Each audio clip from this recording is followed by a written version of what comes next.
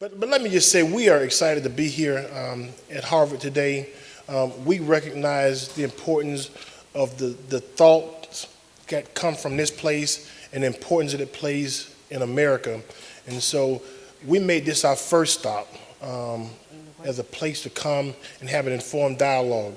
It is our hope that you will listen and have your own thoughts about what has happened and spread it throughout the country. So it's important that you understand how we got to where we are. And many of you have heard about ALEC. So prior to 2005, ALEC put out this model legislation that many of the states passed, and Florida passed this legislation in 2005.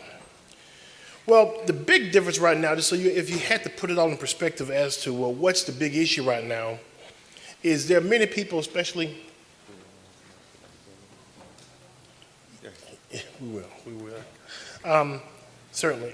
Breaking news. There's a little bit of breaking news from Florida involving the person who killed Trayvon Martin, George Zimmerman, who is right now the subject of an investigation that's going on for a possible assault that happened near Popka, Florida, and his reporter has been arrested again. So that's breaking as you all are sitting here right now. I want to piggyback on something that Ben was just talking about involving Marissa Alexander, involving the warning shot, and that in Florida, that warning shot would subject you to the 1020 life provision that we have. Well, as recently as 2 weeks ago, a committee of the Florida legislature passed an amendment that would not make that part of the 1020 life. So you are making a little bit of progress. One of the problems here, though, is that some people are muddying the water a little bit. That's one issue in terms of Marissa Alexander and the warning shot issue that passed. You also saw within the Florida legislature there was a total repeal bill that was out there that failed.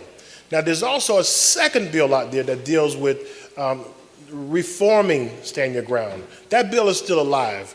And one thing that we have seen in terms of success so far, there are even some Republicans who see that, yes, we need to address this. So there's a senator named David Simmons, who's from Longwood, Florida, who has a bill that has joint political participation between the two parties that we believe is going to pass. Now, that bill does several things. Number one, it calls for a full police investigation as one aspect of it. Number two, does not give immediate immunity to the perpetrator. Number three, requires that Neighborhood Watch have better education. And so we believe those three things alone are leading to a better Stand Your Ground law that we'll have in our state. Now, as I said, so we had this hearing a couple weeks ago, and it was a big hearing, and again, there were young people very involved. This hearing came about because of two reasons. Number one, there's a very savvy state legislator named Alan Williams, who represents Ben and I's district in Tallahassee, who filed this bill. Now, he knew that this bill wouldn't pass. And, we had some questions as to, well, do you put a bill out there that has no chance of passing? Well, if nothing else, he forced the state to have a conversation early on. Number two, though, you saw a group called the Dream Defenders. The Dream Defenders. Dream Defenders sat in the governor's office and they demanded that the state have a conversation about this law. So part of the reason that the state had to have this type of hearing was as a result of what the Dream Defenders did.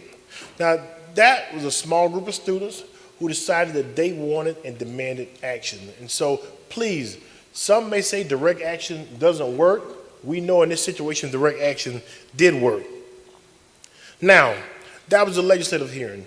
Well, back on October 29th, Senator Durbin of Illinois, a very informed congressperson in our country, decided that, we're not quite sure if Stand Your Ground is truly a federal issue per se, but we realize that City Judiciary has a subcommittee on civil rights that deals with this issue. One of the things that's happened in the course of this discussion is that within the United States Constitution, an argument can be made within the 5th and the 14th Amendments that there's a due process issue. And on that alone, they could call a congressional hearing, and they did. And so we're very indebted to Senator Durbin and his staff for all that they did to push this issue along. Now, if you missed it, you missed one of the most contentious Senate debates I'd ever seen, because you have Senator Durbin sitting next to Ted Cruz from Texas, right? And they really have a little face-off. And something that you don't quite see within Senate decorum all the time. And so they have this face-off sitting next to each other. Cruz accuses Durbin of making it a political fight, and they do a little bantering right there on the spot. And we're sitting back like, what in the world's going on here? But to his credit, Senator Durbin took this argument forward, gave Ms. Fulton and some others, one of your great professors, I think it's Professor Sullivan from here, he did an incredible job also. We had not met him before, but please let him know. I don't know if he's here today, but we were very pleased with his testimony. His written product was totally on point, and really helped put forth some of the issues that we talked about on that day. Moving forward, I believe that the whole issue of the repeal, the reform, that's going through our legislature will pass. I want to talk about a couple of big points that came out yesterday that Ms. Fulton mentioned, why this law becomes so important in a state like Florida and in any urban area. Well, yet, our country is a country of two different types of people normally. You have the rural folks who live one way and the city folks who live another way. And they both exist in two different types of worlds. Stand your ground becomes a critical point for urban folks because they live closer to each other and the interaction is different. And so the legislation has to be more of a compromise in that when people have this close interaction, when you introduce guns into it, when you introduce a mindset of pulling guns out, it creates a bad situation. For example, when we testified before the Florida Legislature's committee a few weeks ago, there happened to be an article. In our state, the more enlightened political paper is the Tampa Bay Times. And so the Tampa Bay Times tends to be the one that folks like you would read no matter where you live in the state, to sort of find out, what's going on in Florida, what are people thinking. The enlightened people tend to read this paper more so than the others. And so there was an article, though, in that paper that talked about somewhere in suburban Tampa, a person that pulled a gun over a parking spot in a Home Depot parking lot. And I impressed upon the legislative body at that point that what we're dealing with is a mindset, as Ms. Fulton said. I call it a mentality, that we're fighting a mentality of people wanting to pull guns and wanting to pull it for any reason. I happen to be a concealed weapon permit holder, and I happen to carry a gun at times. I mean, Ben just told you, he brings me to some of this work that you probably need to protect yourself a little bit. But so there are times that we have to protect ourselves, and we do just that if we need to do that. However, it's important that we understand that we're dealing with a mentality and a mindset is one of the things that we're dealing with. But worst of all, though, what it has done has placed young people of all hues in a bad position that, when you think about Trayvon's situation, you've heard people comment. For example, George Zimmerman said, well, he's looking suspicious. He's looking about. It looks like he's on drugs or something.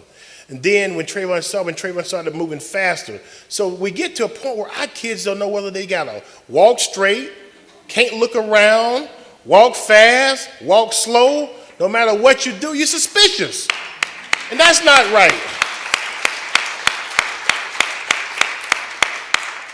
So, talking to a group like this one, I would hope that you don't have the experience. I happened to fly back from that hearing with Jordan Davis's mother on the plane. We live in Tallahassee, so there's normally one plane leaving going out. So there's a good chance everybody will be on the same plane.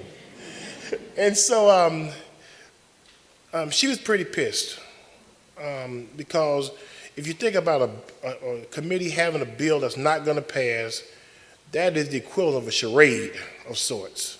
And that's what it sounded like. And she was very offended by the procedure that we had in our Florida legislature. And she should have been pissed because it appeared to her and to many of us that committee had no regard for what she had lost in her child. That as you listen to, especially some of the people there, they didn't realize that maybe as a legislator, we deserved a more enlightened conversation about how we should conduct ourselves in our state with each other. That they turned it into more of a very wrongly worded argument about why they should have the right not to retreat, and that why they should have the right to keep their guns. And let me say, we've never made and said that this was about gun. This is not about gun rights. This is about how we treat each other and whether we value the lives of everyone. That's what this is about. And so hopefully we're going to have a better conversation, and hopefully we'll get a different type of legislative body, different type of governor to lead a different type of discussion in our state is what we're fighting for. So I'm going to stop there, and I'll turn it back over to Professor Ogletree, and we'll go from there. But that's where we stand right now. The Florida legislature has a better bill. Don't be dismayed by the one bill that failed. There's a better bill coming down the pipe. We continue to go around the country. There are other states who have an interest in making sure that Stand Your Ground doesn't come to their state, or that they change Stand Your Ground. So, but that's a battle. The one thing that we're doing, we're all lawyers. Ms. Fulton is a mom. We're a law firm that does this type of work, but we're not lobbyists, right? We're not advocacy people. So we're having to join forces with other people so that we can move forward to fight this battle. Because for those of you who've ever worked in governmental type situations, lobbyists are normally well-heeled, they have lots of money, and they're well-organized. So we have a ways to go in that regard as we get ready to fight this law. When you think about the situation, the trial of George Zimmerman just ended maybe 3 or 4 months ago. So we're fresh out of this. We began to work with the foundation, and we're putting everything that we have into this. We were all in California last week. Now we're here this week, and we're going full bore trying to change it and give it all that we have. Let's bring Professor Ogletree back.